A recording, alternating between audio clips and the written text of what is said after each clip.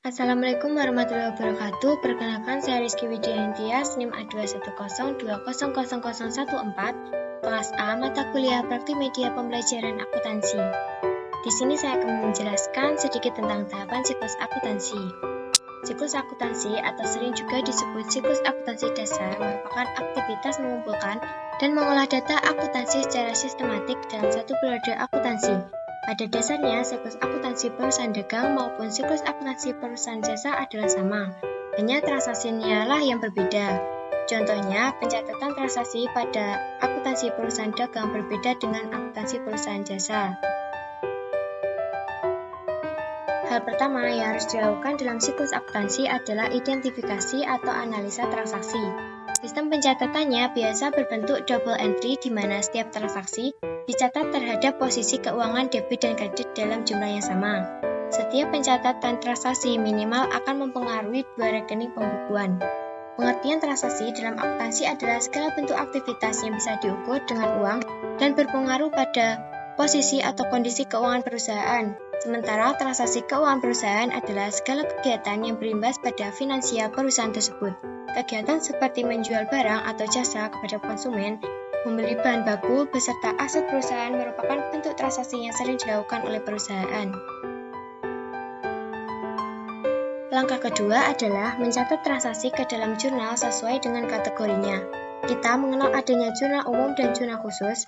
Jurnal umum dikenal dengan istilah jurnal saja, yaitu biasanya pencatatan transaksi dimasukkan ke dalam satu rekening yang di debit dan satu di kredit. Sedangkan jurnal khusus dibuat untuk meningkatkan efisiensi pencatatan terhadap transaksi yang berulang. Tahapan pembuatannya yaitu pahami persamaan akuntansi, kumpulkan bukti transaksi, identifikasi transaksi, dan terakhir pencatatan jurnal umum. Langkah ketiga dalam siklus akuntansi adalah memposting transaksi yang sudah dicatat ke dalam jurnal ke buku besar. Di buku besar ini, setiap rekening akan mencatat segala transaksi yang terkait dengan masing-masing rekening. Untuk memudahkan identifikasi, setiap rekening akan mendapatkan nomor kode. Buku besar ini adalah buku yang digunakan untuk melakukan pencatatan laporan keuangan yang terbagi dalam jurnal umum dan jurnal khusus. Berikut ini adalah bentuk buku besar. Yang pertama ada bentuk T,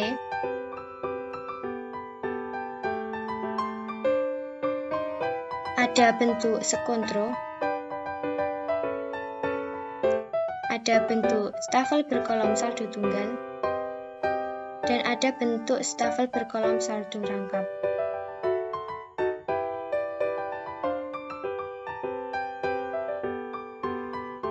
Selain itu juga ada buku besar pembantu, yaitu perpanjangan dari buku besar umum yang mencatat lebih detail dan spesifik mengenai transaksi tertentu. Jenis-jenis buku besar pembantu yaitu yang pertama buku besar pembantu utang dan yang kedua ada buku besar pembantu piutang. Selanjutnya harus menyusun neraca saldo. Untuk membuatnya hanya perlu memindahkan saldo setiap akun di buku besar ke dalam neraca saldo. Pastikan nominal saldo debit dan kredit dalam neraca seimbang karena jika tidak seimbang maka harus mencari di mana kesalahan terjadi hingga saldo tidak seimbang. Beberapa fungsi neraca saldo antara lain yang pertama ada fungsi persiapan, untuk mempersiapkan pembuatan laporan akhir keuangan pada suatu perusahaan. Kedua, fungsi pencatatan, yaitu tempat melakukan beberapa macam pencatatan pada setiap akun rekening.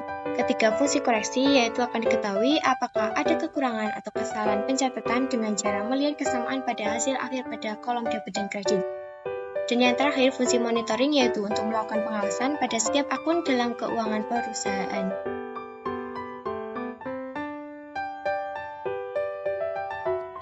Yang kelima ada jurnal penyesuaian.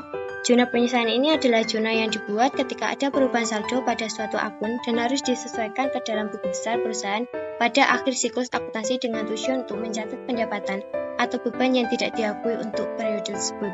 Di akhir periode terdapat kita menemukan transaksi yang belum dicatat atau kesalahan dalam mencatat. Nah, disinilah fungsi jurnal penyesuaian eksis. Setelah dicatat dalam jurnal penyesuaian, selanjutnya transaksi akan dipindah ke buku besar.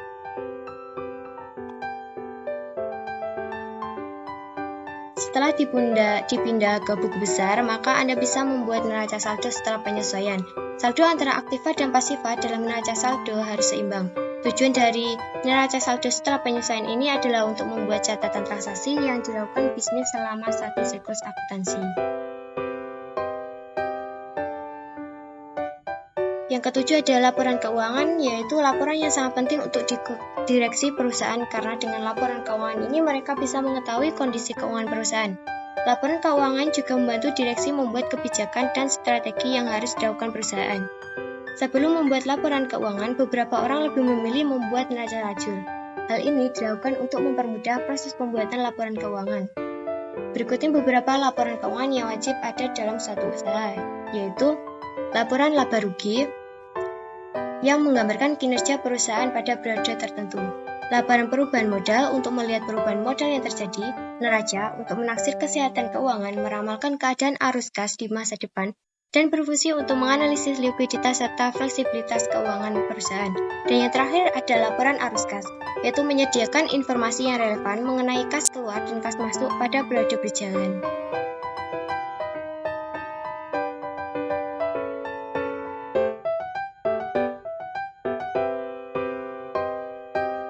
Selanjutnya yaitu membuat jurnal penutup.